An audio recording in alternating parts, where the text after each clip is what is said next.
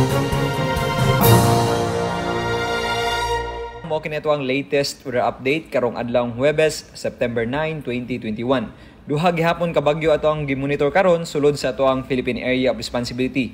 Una kini si Tropical Storm Julina o ganihang alas 10 sa buntag, ana kini sa gilayon nga 240 kilometers west o kasadpan nga bahin sa Dagupan City, Pangasinan. Duna kini maximum sustained winds nga 85 kilometers per hour dol siyang sentro, ingon man pagkusukuso o gustines nga moabot sa 115 kilometers per hour. Nagairo kini pakasadpan o westward sa gipaspason nga 10 kilometers per hour. Og base sa ato ang latest forecast track, among bagyo mugawasay na sa ato ang Philippine Area of Responsibility karong gabii or ugma sa buntag. Samtang si Typhoon Kiko karong alas 10 sa buntag, ana na pod sa gilayon nga 670 kilometers east o silangan nga bahin sa Baler, Aurora. Dunay maximum sustained winds nga 195 kilometers per hour do siyang sentro, ingon man pagkusukuso o gustines nga moabot sa 240 kilometers per hour.